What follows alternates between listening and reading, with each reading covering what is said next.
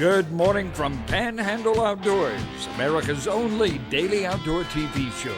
Your source for fishing, hunting, and information for folks who enjoy the great outdoors. Now sit back, relax. It's Panhandle Outdoors.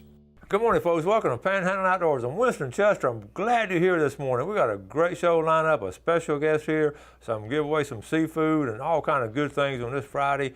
I know you're getting ready for a big weekend. Some of y'all are still just staying off work from July 4th, having a great week. A lot of people vacationing down here now, so traffic is a little slow, but a lot of people down here want to just have a good time, and if you can, help them out and do some outdoor activities with them, that would be great. But let's look at our weather brought to us by Haney Technical Center at the corner of Baldwin Highway 77. High today, listen to this, high 85, low 79. That's not much of a variance right there. So it's just going to be, it's July weather, and July and August is going to be hot here in the Florida Panhandle. Water temperature has actually shot up 2 degrees in the last couple of days, just up to 87 degrees. That's warm, folks. Take a look at our river readings brought to us by Sandhill Seafood up on Highway 77, right past Bozeman School. The Apalachicola Bluntstown right at 6 foot, and the Choctawhatchee at Caryville right at 7.8. So they're going to be in pretty decent shape. The tide chart brought to us by Kent Forest Lawn Funeral Home and Cemetery. Looking on the chart there, really strong tide today. The high tide is this morning at 8:25, and the low tide is at 7:21. Really strong outgoing tide, and it's going to be right this morning. Early morning fishing is really good. You're going to be right at the top of that high tide and try to get it as it changes around. So get there early if you're going to fish tomorrow morning. The marine forecast coming out of west, southwest at about 10 to 15, so it'll be a good breeze. Of course, always about a 20% chance of afternoon thunderstorms. All right, now we're going to take our break. We'll be right back with our guest.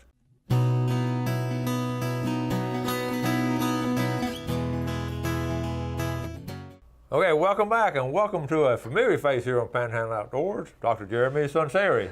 Howdy, it's good to be here again. Welcome back. I was in to see them last week, and they got me all set up and all, but I invited back on because we're right now in prime time for the sun. Sunburn season. Yes, sir. Yeah. And I tell people about it all the time, but it's always good to hear from the horse's mouth. But first, let's cover just briefly some fishing. We're going to end the show on a fishing report and all, but you've been doing some good fishing. Every chance I get, every break I can, I like to fish, and I've been trying. I kind of have been a little bit lucky and fortunate to be. I sneak out about once a night and walk on down to the water and do a little bit of fishing for some trout and redfish. It's been a little slower here the last week or so, but the bite seems to have turned off. But it's been my sanity and what's kept me going every night. I walk out and do a little casting, and have been having fun with that. I was so impressed. We were talking about it in his office the other day, and it's just so. Well, we were talking about get outdoors and do some things, and we were talking about it. And you were doing it on a regular almost every night. It's a habit. That's a wonderful habit. Yeah. Isn't it so relaxing though? Oh man, I tell you, it literally. Your whole body just relaxes, don't it? It literally keeps me sane. I go out, and I was telling my mother-in-law came to visit, and so it was a perfect time to go fishing. But I went out back. I was telling my mother-in-law, I just have to do it every night before I go to bed. I walk out there, even if I don't. I just throw 2 or 3 casts at the light, and. Yeah. And even if I don't catch anything, it's still just relaxing. It's my version of yoga, I guess. Yeah. I was so tickled when you told me the stories and all, and you just throwing some live bait out. Yeah, when I've done the best, I just free lined some shrimp out. But the other night, I've gone through about 6 or 7 different lures, and a few of them work once, and then they won't bite it again. But I finally went to some gulp shrimp, some smaller gulp shrimp, and swim those things, and they've been attacking that like almost as much as they do the live shrimp. So isn't that something? It's been impressive. And you catch some redfish and trout. Yeah, I've caught less redfish, but I've definitely caught. There's trout there most nights, and redfish and trout. I have been also, when I take the boat out, I'll go take my pontoon, my trusty old rusty pontoon, and go out to the pass after learning about that on my last time here on Panhandle Outdoors. and just drift that past for those big bull reds. And man, I'm addicted to that too. So if I get, unfortunately, that takes a little bit more time, so I have to do that on the weekends. But that's my weekend getaway. But we've been doing that a lot too. Have you been catching those fish on the outgoing tide or the incoming tide? How have you been doing it? Yeah, I've been. I usually go at night, and so it just depends on whether it's an outgoing. But I've had good luck with both. I think I've had better luck with the incoming tide than the outgoing tide. The majority, you know, it's probably about 60-40 of people catching them on the incoming compared to outgoing. But that's a lot of fun too, isn't it? Man, I'm hooked. I'm hooked. And well, the thing about it too, and you're there at night too, and just a lot of movement and all. Yeah. All kinds of things going on. Yeah, it'll make you realize how unprepared you are sometimes. And nature is. Yeah, exactly. Nature. Okay, we got so one thing, the advantage of going out at night and all, you don't worry about the sun, do you? Yeah, you know, I always tell people I have a hard time going to work with the sunburn. It makes me look bad, so I try not to get sunburn, of course, when I'm going out there. But it sure helps to fish at night, and it's mostly a time thing. It's not the only. I fish during the day, of course, as well, and every chance I get. But at night, you don't have to worry about all that stuff. You do have to worry about the skeeters. Yeah, that's true now. They just flop off. But yeah, the sun. Let's talk. You know, you mentioned sunburn. Let's mention sunburn, especially on kids at this young age, because so many. Here it is, July, and so many people go to the beach and all, and so many kids get sunburn, and they just shrug it off.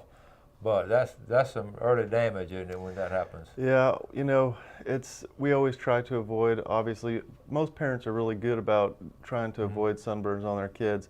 And the general rule is to reapply sunscreen every 2 hours. I got 4 kids, and so I'm here to tell you that my kids have had sunburns.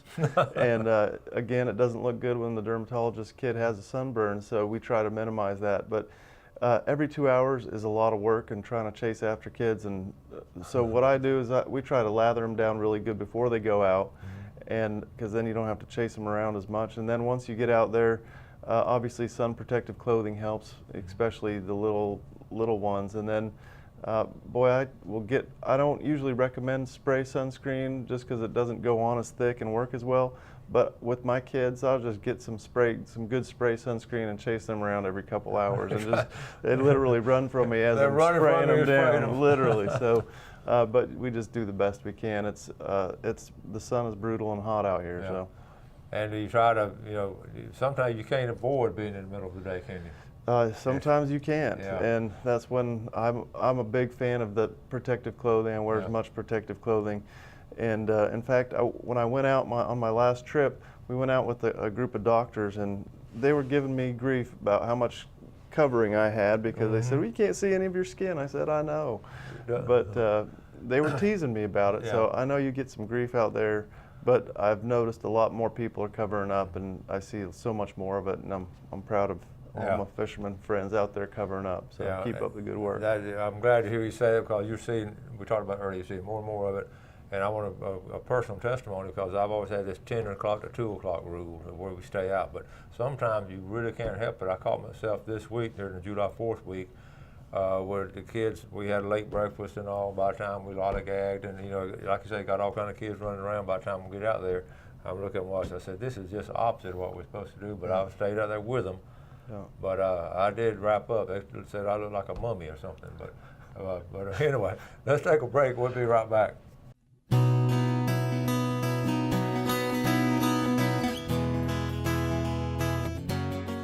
Okay, welcome back. Here with Dr. Jeremy Sunseri, a fellow outdoorsman who loves fishing and all, and helps a lot of people in his profession. So you got a good thing going here. I'm happy to be here. All right. Got to show a picture real quick. Here we go. This one, Bobby Davison. He would love for you to put it on the show. Peyton Watson down from Alabama for this summer. And also, before we get started back, we've got to do some draws this Friday. And Jeremy, I'm going to let you do the draw, because this first draw will be from Sandhill Seafood. Now, if they have oysters in, it'll be two different winners on half bags. If not, you can do the seafood platter. So we'll get 2 winners from Sandhill Seafood. So just pick out one name, Jeremy. And the winner is going to be Bill Barlow. Bill Barlow. And then pick out one more for the second winner right there. And that winner is going to be Ray Corbin. Ray Corbin. and he won in January. So Ray, you were a lucky man. You won twice this year. All right, so we've got another drawing coming up later for Tarpanock Seafood. And by the way, we had some shrimp July 4th and all, and from Tarpanock Seafood. It's good. It's good. Good fresh shrimp. It's good. Now, okay, let's get back to outdoor activities and all. We just closed on us, wearing the skin, protector and all. How important is that? I'm somebody who, like most men, I don't put on sunscreen very well or lotion. I think it's something we're not really accustomed to doing.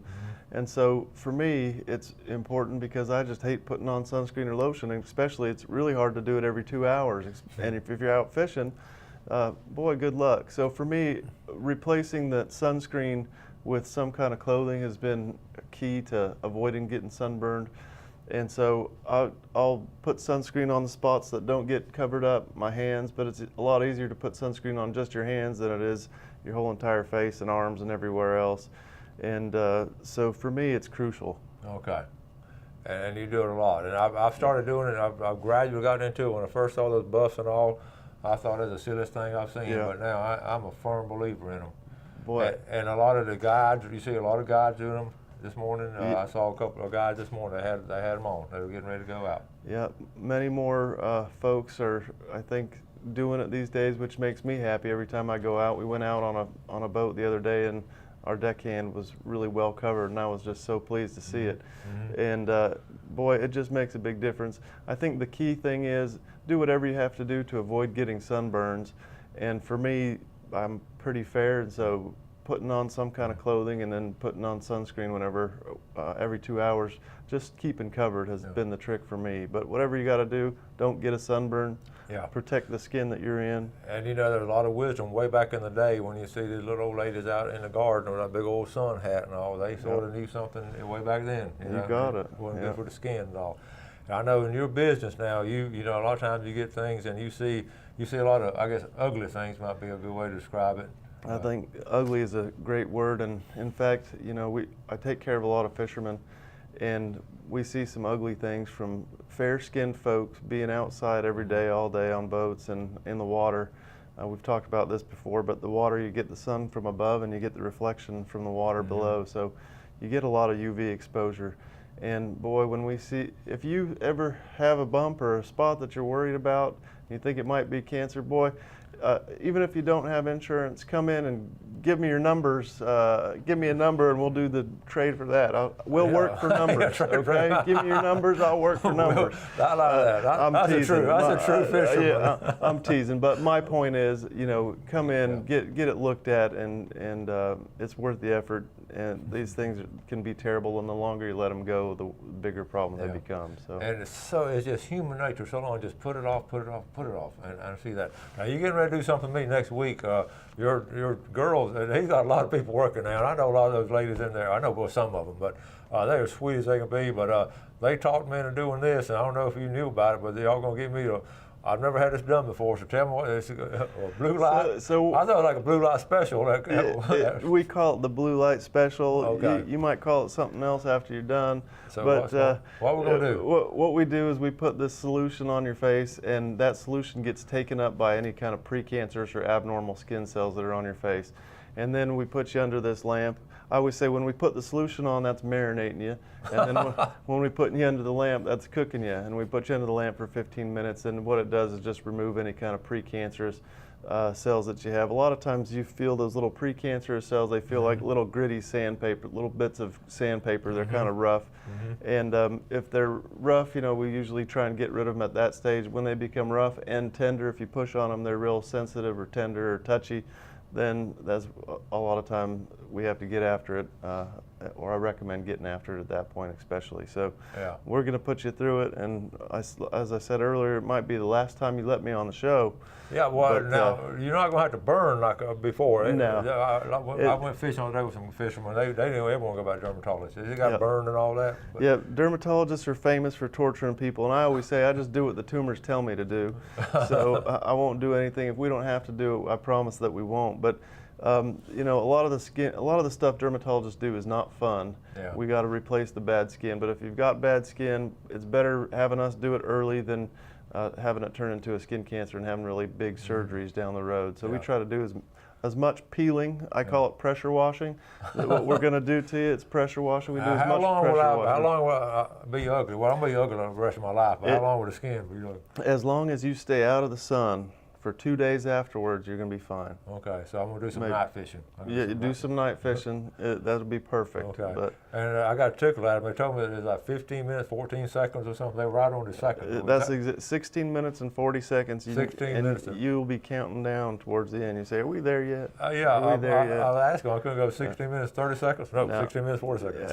As long as you do, stay out of the sun and do things, it's not too bad. It'll be a reasonable experience, but it's never fun removing that top layer of skin. And we talk about, everything I talk about on the show, I'm honest about it, I'm open about it, and I practice what I preach, and I feel so, and I've had friends who seen this before. I know what the sun can do, and I'm a firm believer in preventive medicine. Amen, me too. And you see it. I do, and I'm a big fan of it too. An ounce of prevention is worth a pound of cure. Yeah. It's true, and that's why I'm a big fan of doing the peels and doing that kind of stuff. Get rid of it before it becomes a skin cancer, and we have to start cutting. That's always my goal. Yeah, and we'll talk about it after I get it done. We'll talk about how much I still like Jeremy. That's right. That's right. All We'll see. Let's do it. This is what our draw now. This is gonna be Tarmadoc Seafood. Like I said down there the other day, and those guys, they get a lot of fresh fish coming in. It's fascinating seeing all that good fresh fish. Okay, and shrimp. This is first one is going to be, let's see, a $20 gift certificate. Okay, so pull out one winner for that one. All right, and that winner is going to be Ryan McLean. Okay, Ryan McLean, you got that one. Put them in order, and then this is going to be for a big red snapper. I'll put this one back in here. Got so many in here it falls out. Big red snapper. Big red snapper. Here we go. That's going to be Ronnie Matthews from Lynn Haven. So that's our winner this morning. So we're going to take a quick break and come back with our famous Friday fishing forecast.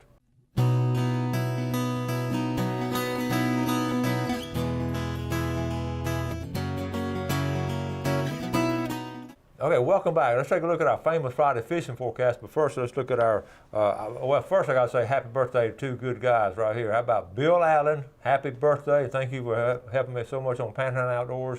And also Reverend Ken Taylor. It's his birthday this weekend. So that's two good fishermen right there. Okay, we want to look at the times. Well, I don't have the times today. We're going to look at the big thing is scallop count, and that's what everybody's asking me. I don't know if you've seen it yet. The good news is we have the scallop count. The bad news is not all that good, okay? The scallop count, for you folks who don't know, and I've done it before on the show, we take that big triangle, the Florida Wildlife Research Institute makes a big triangle, and they swim at different spots and all, and they count the scallops inside that triangle. And so basically, St. Joe Bay has been so healthy over the years past, with counts of 80 to 100, or not being unusual, which is a really high count. Well, last year we had the red tide, so it really knocked it out, and they actually counted 2 scallops per triangle. So that's why they didn't even have scallop season last year in St. Joe Bay. Now, before I go, this year they did it, and I've just got the results on it, and the count has gone from 2 till 7. So it's gone up a little bit. That's very, very poor considered the years past where it's 80 to 90. And now, have you taken your kids scalloping yet? Nope, I've had lots of recommendations Okay. and been told to do it about Okay. 20 times, and I can't wait to do it. We're right. going to do it here soon All next right, very year. good. I hope. It's I going hope. to open up the 25th and all, but so I'm going to talk more on Monday's show. I'm going to really get into detail on the scallop count, and also Stenhatchee was a little bit down. So was Cedar Key, just a little bit down. But I've seen some pictures there, folks, and they're catching them a lot. So let's talk about fishing. Now on the way in, I got to talk to 2 captains this morning from St. Joe Bay, Mark Halsey and Lee Thompson. I wrote their name down. I know the guys, and they sent us pictures. And this is fascinating on St. Joe Bay real quick. The trout bite is really slow, but July and August, it's tough fishing. And you noticed that it slowed down at your place this week, didn't it? It sure did. I've been having. I don't know why. I just go out and I don't catch them. I don't know the folks that you know. So well, what's going on is variable. One thing in St. Joe Bay and also over in West Bay, we still have a lot of fresh water that's come in.